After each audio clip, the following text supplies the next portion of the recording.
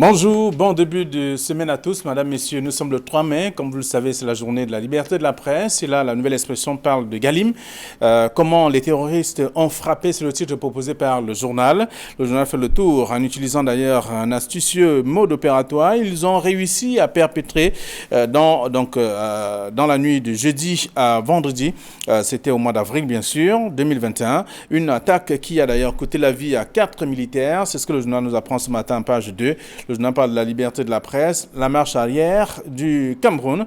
La journée internationale de la liberté de la presse se célèbre d'ailleurs ce jour dans un contexte marqué au pays par des attaques portées contre les journalistes. C'est en page 6 et 10 de ce matin. C'est tout un dossier que le journal nous propose. Et à Kribi, on parle donc Kribi 2, les conseillers en colère. Annoncé se tenir donc depuis mercredi dernier, le conseil a été reporté à une date ultérieure par le maire des séances. C'est à lire dans le journal en page 3 ce matin. Et on parle de brimade tabassée en reportage. Les reporters de Canal 2 ont été sauvagement molestés par la mairie et notamment la mairie de Yaoundé 5, caméras cassées et autres confisquées également. C'est à lire en page 3 du journal ce matin. Le journal L'Œil du Sahel parle de crise. Cavalier Djibril convoque notamment les états généraux du RDPC dans le Grand Nord. C'est le dossier proposé par le journal ce matin en page 5. Le journal fait le tour et donne la parole à quelques acteurs politiques également qui estiment que ce n'est pas une bonne idée. De toute façon, rien ne marchera. Certainement pas. C'est le journal qui propose également le sujet ce matin. Je vous invite d'ailleurs à lire l'actualité dans le journal L'Œil du Sahel qui parle également du Covid-19. L'autre face cachée de Orca à découvrir dans le numéro de ce matin. Mutation parle de Luc Messi, Augustin Tamba, la casse départ. C'est le titre proposé par le journal pour dire simplement qu'il s'agit là des destructions opérées par le maire de Yaoundé en Colbison qui ont d'ailleurs suscité une descente sur le terrain du maire de Yaoundé 7 vendredi dernier. Entre les deux magistrats municipaux, la guerre est donc désormais ouverte, selon bien sûr le journal, de la page 7 à la page 10. On découvre le dossier ce matin. Le journal Le Jour parle notamment de ce qu'on est communes et villes unies du Cameroun, décentralisation mairie de ville. Augustin Tamba parle finalement. Il dit sa part de vérité dans le numéro de ce matin. Les révélations du président de communes et villes unies du Cameroun, par ailleurs, maire de l'arrondissement de Yaoundé 7, essaie de s'expliquer sur ce qui se passe entre le maire de ville et lui. C'est à lire dans le journal Le Messager de ce matin. Le journal parle également de promotion du tourisme avec les vérités de Bello-Bouba Maïgari à lire en page 2. On parle également de Galim dans le numéro de ce matin. 4 morts dans une attaque des séparatistes, selon bien sûr le tabloïd. Dans la nuit de jeudi à vendredi du mois d'avril, des séparatistes, des sécessionnistes en tout cas, ont d'ailleurs attaqué un poste militaire. Le bilan fait état de 4 morts, selon bien sûr le numéro de ce matin. Ça a découvert dans le dossier proposé par le Messager. Le quotidien Le Jour parle de patriotisme. Comment on veut manipuler la presse?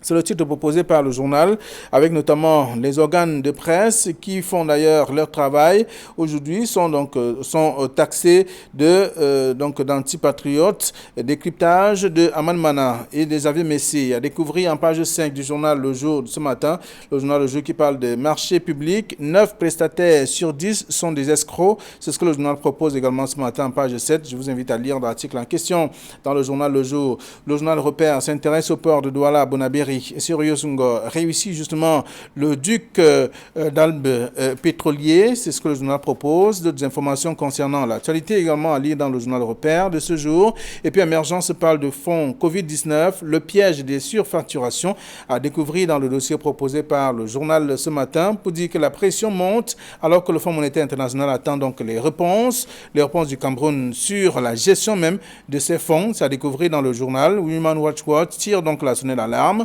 En page 5 du quotidien, Émergence en kiosque ce matin. Le journal parle également de passation des marchés publics. 24% des bons de commande vendus donc avant le lancement même du budget. C'est à découvrir dans le dossier proposé par le journal. Le même journal parle aussi du Covid-19.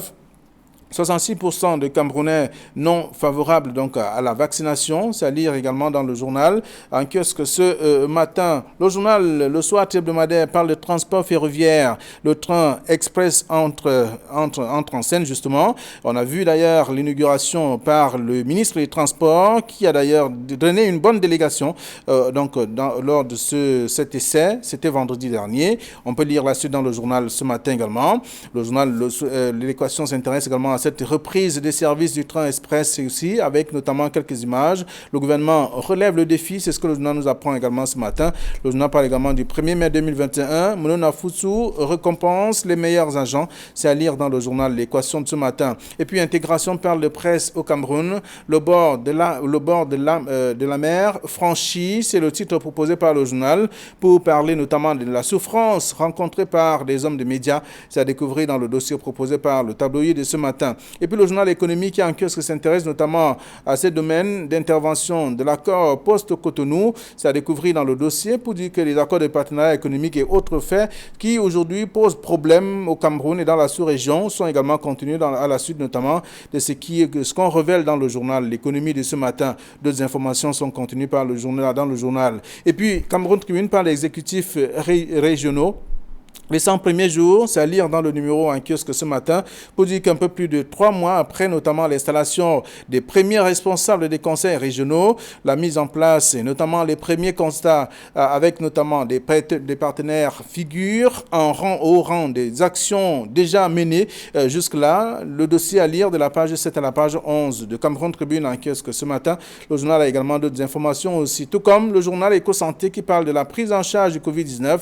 Dr Christian Manjombe propose donc un traitement en 3 jours. C'est à découvrir dans le journal. Le journal parle également du centre de vaccination international de Yaoundé qui immunise d'ailleurs les populations de Yaoundé 7 à lire dans le journal ce matin également, qui parle aussi du Covid-19. Vaccination a des difficultés aussi pour certains qui refusent d'ailleurs, qui ne veulent pas ce vaccin et les différents vaccins proposés. Le journal Entrepreneur rien que ce matin, le journal parle des écarts avec le train express qui siffle donc de nouveau sur le tronçon.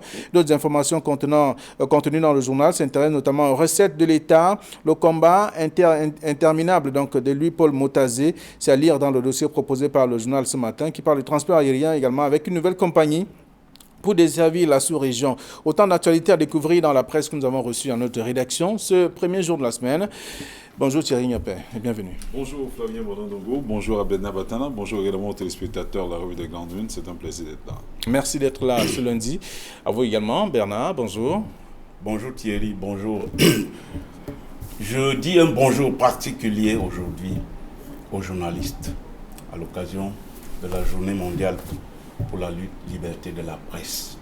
Tous ceux qui, tous les jours, sous la pluie et sous le soleil, se démerdent, se décarcassent pour donner l'information, pour l'évolution de notre société qu'on veut beaucoup plus démocratique. Bonjour à tous. Merci. Bonjour. On commence ce matin par le journal Le Jour qui parle de patriotisme. Comment on veut manipuler la presse. C'est le titre proposé par le journal. Donc, Aman Mana, bien entendu, Xavier Messier parle dans ce journal. Oui, j'apprécie justement cette sortie. Et, si je me permets de l'analyser, c'est juste pour dire qu'ils ne sont pas aussi loin que ça. Parce que je rappelle qu'à plusieurs égards, au nom de ce patriotisme-là, les journalistes qui n'ont pas toujours tenu le langage du camp d'en face, notamment des gouvernants, sont toujours taxés d'antipatriotes, alors que tel n'est pas toujours le cas. J'ai toujours l'habitude de le dire, hein, les journalistes sont des objecteurs de conscience, des historiens du présent. Ils ont l'obligation effectivement de dire les choses telles qu'elles sont. Il se trouve malheureusement que aujourd'hui, avec cette floraison de médias, que ce soit au niveau de la presse écrite, de la télévision, de la radio ou même la presse cybernétique, il y a de plus en plus plusieurs camps qui se dressent. Alors que moi, j'ai toujours l'habitude de croire, hein, il n'y a pas de camp dans ce métier, il n'y a que le camp de la vérité, le camp de l'information, le camp des faits. Il se trouve malheureusement qu'il y a une presse aujourd'hui gouvernementale, il y a une presse pro-gouvernementale qui s'assume d'ailleurs, et il y a une presse à côté de celle qui est pro-gouvernementale, qui est plus ou moins à gauche, assez braquée quand même, pour dénoncer à Uadia tous les travers qu'ils peuvent voir, qu'ils peuvent rencontrer sur leur chemin, notamment pour ce qui concerne le gouvernement. Mais je pense que le journaliste, en principe, ce qui devrait dicter sa loi, c'est le fait ou les faits, rien que les faits. Alors, il faudrait que l'on soit capable, qu'on soit du journalisme de gauche ou de droite, selon la sensibilité des uns et des autres, d'être capable d'analyser les faits en toute objectivité et les dire tels quels. Ça veut dire quoi? Ça veut dire que si le gouvernement de la République mène des actions favorables, il est question effectivement pour ces journalistes-là, sur la base des faits, de dire que voilà ce qui est fait par le gouvernement de la République. Et quand ce n'est pas le cas, il faudrait également que ces mêmes journalistes soient capables de dire au camp d'en face que ce que vous êtes en train de faire n'est pas bien. Voici la démarche en principe qu'il faudrait mener, parce que c'est également cela le rôle des journalistes, sont des objecteurs de conscience, parce que ce sont des gens qui empêchent généralement ceux qui gouvernent de tourner en rond, parce qu'ils mettent des informations à la disposition du grand public. Se trouve aussi que, certainement on en parlera, avec cette société de l'open data, il y a plusieurs formes de journalisme qui naissent et le journalisme est plus que jamais obligé de se réinventer. Très bien. Alors, dans ce site du quotidien Le Jour de ce matin, qui parle notamment de patriotisme, avec tout ce qu'on peut imaginer, et cette sortie de Aman Manaï, des Xavier Messier. En même temps, on peut découvrir aussi à la une du journal Intégration, presse au Cameroun, le bord de la mer franchie. Alors, j'ai un constat d'entrée de jeu. C'est que la journée mondiale pour la liberté de la presse occupe une portion congrue dans l'actualité aujourd'hui. C'est déplorable.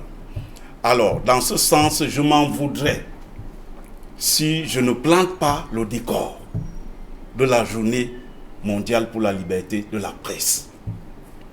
Cette journée prend ses origines à la conférence UNESCO de Windhoek en Namibie, où des patrons de presse et autres se sont retrouvés pendant 3 jours.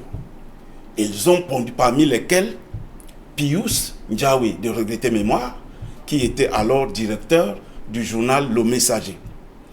Ils ont pondu une déclaration qu'on a appelée déclaration de Windhoek pour le développement d'une presse libre, indépendante et pluraliste. Voilà ce qui a été dit à Windhoek. En 1993, le 3 mai a été retenu définitivement comme journée mondiale pour la liberté de la presse. Et chaque année, le 3 mai, il était du devoir des hommes de médias de s'arrêter un temps pour réfléchir sur la profession. Cette année, 30 ans après, on a pour thème aujourd'hui l'information comme bien public. Parce qu'en réalité, les journalistes font un service public en donnant l'information au quotidien. Et qu'est-ce qu'il en est aujourd'hui, 30 ans après? 30 ans après, qu'est-ce qu'il en est? Je rejoins maintenant le titre de mutation du journal Le Jour. Aman Mana, c'est un vieux de la vieille. Le gars a bourlingué dans le milieu de la presse. Et c'est à juste titre. S'il pose le problème, parce que aujourd'hui, on juge le journaliste selon qu'on soit patriote ou non.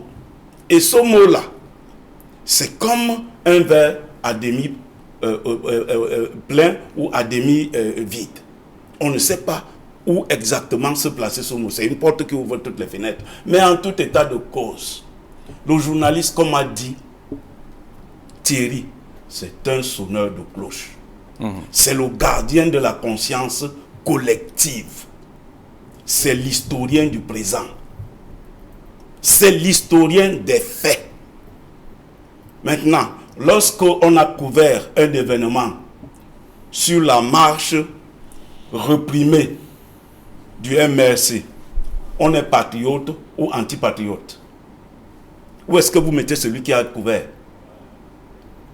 On reste journaliste parce qu'on dit les faits. Les faits qu'il y a une marche qu'on a réprimée. Et nous, on rapporte cela. Maintenant, on va nous taxer d'antipatriotes parce qu'on a rapporté les faits. Je pense que non. Les pouvoirs publics devaient recentrer. Et comme ils devaient recentrer leur attitude face aux journalistes. Le rôle du journaliste, c'est de dire les faits. Ce n'est pas de faire plaisir aux gouvernants. Très bien. Et la journée du 3 mai vient rappeler aux gouvernants de respecter leur engagement par rapport à la liberté de la presse. Parce que la liberté de la presse, c'est aussi un indicateur du niveau démocratique atteint par un pays. Plus une presse est libre, plus la démocratie s'emporte bien. Et c'est cela qu'il faut comprendre. Cette journée vient rappeler aussi aux journalistes de respecter l'éthique et la déontologie dans le rendu de l'information. Et c'est de ça qu'il s'agit. Il s'agit d'interpeller le pouvoir public pour que les journalistes travaillent dans des conditions en toute liberté, de toute façon. Alors, donc on parle de patriotisme, comment on veut manipuler la presse, ça c'est le quotidien de jour. Et le journal Intégration ce matin parle donc de presse au Cameroun, le bord de la mer franchi, carrément. Oui, parce que quand vous regardez quand même le paysage médiatique camerounais, il y a quand même de fortes raisons de croire que le ciel est plus ou moins obscur. Plus ou moins, pourquoi? Parce que parfois, quand vous êtes en couverture, il se trouve qu'au-delà d'être patron de presse, on n'arrive pas à se départir justement de cette qualité de journaliste de terrain. Et quand vous êtes justement sur le terrain en pleine action, il y a des fois où l'accès à l'information devient une véritable gageure. Parfois même, on vous la donne en fonction du bord, en fonction du bord auquel vous appartenez. Alors, si vous êtes un journaliste d'un média de service public, notamment Cameroun Tribune ou CATV pour les nommer ici, parce que ce sont les seuls qui existent actuellement au Cameroun, vous avez facilement accès à l'information. Mais quand vous êtes du côté du privé, ça devient vraiment la croix et la bannière, au point où il n'est pas du tout aisé d'avoir accès à cette information-là. Et on a l'habitude parfois de dire que même le premier des Camerounais, qui est le président Biya, n'est pas assez ouvert par rapport à la presse de manière générale. Parce qu'on compte des fois où le chef de l'État a réuni, d'ailleurs, il n'a presque jamais réuni, il faut le dire, les hommes de médias en face pour discuter de l'actualité et entrer à la marche du Cameroun, et entrer au fonctionnement de son gouvernement, et entrer justement à la position du Cameroun sur le plan multinational. Il n'y a jamais eu de rencontre pareille, comme on le voit sous d'autres cieux. À côté de cela, parce que si lui est incapable de donner ce ton-là, vous croyez que ces ministres feront comment? Ils feront pratiquement rien du tout. Vous trouverez, aujourd'hui, il y a, heureusement, c'est le ministre Issa Tiroma qui l'a amené au ministère de la Communication. Maintenant, le ministre Emmanuel Sadi le fait. Il y a des rencontres entre des journalistes et certains membres du gouvernement pour donner une position assez claire de la marche du pays. Mais je continue à croire que les gouvernants et les journalistes doivent travailler d'une manière ou d'une autre, en synergie, parce que nous avons, le tout n'est pas de faire, mais le tout également de dire ce qu'on fait. Maintenant, à côté de cela, il y a des reculades, c'est clair. Il y a des reculades parce qu'il y a des journalistes qui continuent d'être emprisonnés dans l'exercice de leurs fonctions. Et on peut se tromper dans le traitement de l'information. Pourquoi? Simplement parce que parfois, quand vous voulez avoir accès à une information, on ne vous la donne pas, et face à ce manque d'informations-là, le journaliste utilise généralement les sources qui sont à sa disposition, et ces sources justement peuvent être parallèles, elles peuvent être manipulées et manipulables. Donc parfois ils se retrouvent empêtrés dans la diffusion de l'information malheureusement qui ne devrait pas être diffusée comme telle. Alors, parce qu'au niveau du recoupement de l'information, il y a eu quelques difficultés. Donc, et quand on a déjà des difficultés au niveau du recoupement de l'information, on aura également les mêmes difficultés au niveau du traitement et également au niveau de la diffusion. Donc, quand on est à ce niveau, on a nécessairement des problèmes. Il faudrait donc qu'on accompagne les gouvernements à ce niveau. C'est pour ça que quand vous regardez même le classement donné par Reporters sans frontières, il y a encore eu reculade cette année. Donc, le Cameroun recule de plus en plus et on est carrément vers le peloton de fin. Pour ce qui est des libertés de la presse, il faudrait qu'on aille au-delà pour accompagner justement ces médias. Et puis quand vous parliez de la dernière fois de l'appui à la presse privée, quand vous regardez 180 millions de francs CFA qu'on met à la disposition des journaux privés, je vous rappelle qu'il y a eu, si je vous donne le nom, vous tomberez à la renverse, mais aucun journal, en dehors d'un quotidien comme Mutation, a eu 2 millions. Tous les journaux se retrouvent entre 1,2 million et 1,8 million. Je vous rappelle que le coût de tirage d'une seule édition de journal tourne autour de 250 000 francs CFA avec les charges y afférentes. Donc, avec 1,2 million, on ne peut même pas tirer 5 éditions. Imaginez quand vous êtes hebdomadaire, c'est pratiquement l'argent dépensé en un seul mois, alors que le journal doit vivre. Alors, en ce jour de rappel, en fait, justement, 365 jours. Et donc, puisqu'on parle de la liberté de la presse, est-ce la marche arrière du Cameroun aujourd'hui? C'est le surplace. On fait le surplace parce que, comme le dit Paul Joël Kamchan, la presse demeure dans la précarité. Ce n'est pas organisé. Et je crois que je dois reprendre les termes de Tchapi, Roland, qui dit que la presse est devenue l'ombre d'elle-même.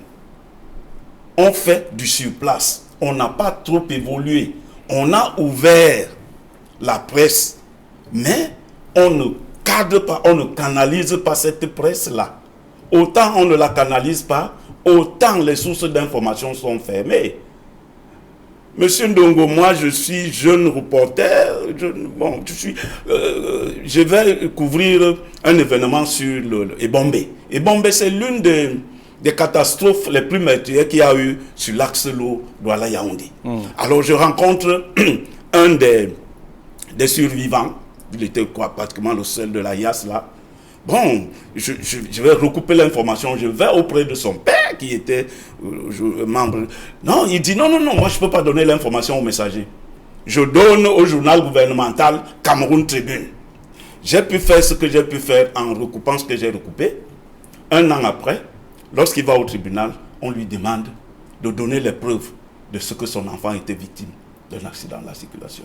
Cameroun Tribune n'avait rien écrit.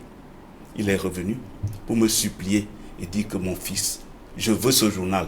Il a eu ce journal et l'enfant a été indemnisé à partir de ce journal. C'est comme pour dire que ouvrez-vous à la presse, vous ne savez pas où ça peut arriver. L'histoire s'écrit au présent. L'histoire s'écrit au présent. Et c'est la presse qui écrit cette histoire. Il ne faut pas que les gens fassent des doutes. Hitler comme Jésus-Christ ont existé. Il ne s'agit pas de dire que comme c'est Hitler, on n'écrit rien. Non. Les faits sont là. Et les journalistes sont là pour répercuter la têtutesse des faits. Et que même les usagers, que ce soit les gouvernements ou les gouvernants et les usagers, qu'ils le comprennent une fois pour toutes. Okay. Les journalistes sont là pour écrire l'histoire. Et il faut lui donner les moyens d'écrire cette histoire. Très bien. Autant les gouvernants, autant les pouvoirs publics et autant les usagers. Ok, donc la nouvelle expression qui parle de liberté de la presse ce matin, la marche arrière du Cameroun, on constate également avec d'autres brimades aussi. Il y a certains journalistes qui ont été tabassés, molestés, brutalisés. Tous les mots sont utilisés pour qualifier justement ce que les journalistes subissent au quotidien.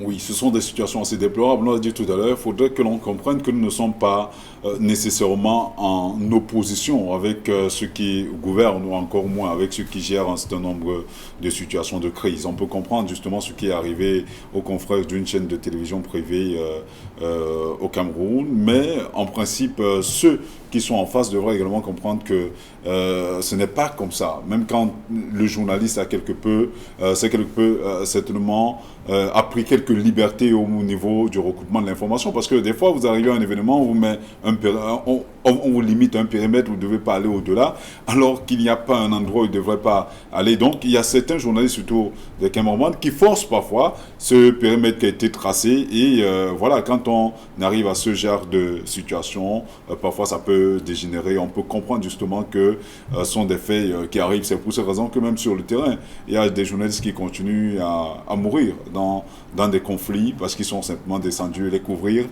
surtout dans le journalisme de guerre. Mais c'est un risque qu'on a pris, on a choisi de faire ce métier parfois au prix de nos vies. Donc on ira jusqu'au bout tant que cela nous permettrait de faire convenablement notre travail. Alors, à côté de cela, Bernard l'a souligné tout à l'heure, il parlait de la précarité dans le milieu, dans ce milieu. C'est une réalité. Hein. Il y a encore des journalistes qui continuent à être payés au lance-pierre. Je ne donnerai pas le montant ici, des montants qui sont carrément avec en fait des salaires qui ne leur permettent pas nécessairement de joindre les deux bouts. C'est la raison pour laquelle beaucoup de confrères sont justement maniables. Il se trouve que parfois pour une maudite somme, parfois ils finissent par vendre leur âme simplement parce que à côté de cela, il faut bouillir la marmite, il faut résoudre les problèmes quotidiens, mais cela est dû simplement, cela est voulu par les pouvoirs publics. Je l'ai dit tout à l'heure, quand vous donnez en termes d'appui à la presse privée, à un journal qui paraît hebdomadairement 1 million, 2, qui ne suffisent même pas pour tirer le journal pendant un mois, un journal qui doit survivre pendant 52 semaines, 365 jours, je crois que en réalité, c'est ça c'est pour un hebdomadaire, et il y a les quotidiens à côté, donc vous comprenez. Et au-delà, et je vous rappelle que là, il ne s'agit que de la presse écrite. Allez dans les médias audiovisuels, comme ce que nous gérons, parce qu'à côté des médias audiovisuels, on gère en même temps des organes de presse écrite, ce qui est vraiment la croix et la bannière. Et le gouvernement n'appuie pas suffisamment les médias pour leur permettre de mener à bien leur travail. C'est bien voulu parce qu'un journal ou un journaliste totalement indépendant est une menace pour eux, alors que cela ne devrait pas être le cas. C'est un journaliste suffisamment nanti, bien encadré, bien entouré, et effectivement une source d'épanouissement, d'édification même de la société. On l'a dit tout à l'heure, ce sont des objecteurs de conscience, parce qu'on a l'habitude de parler des fonds Covid ici.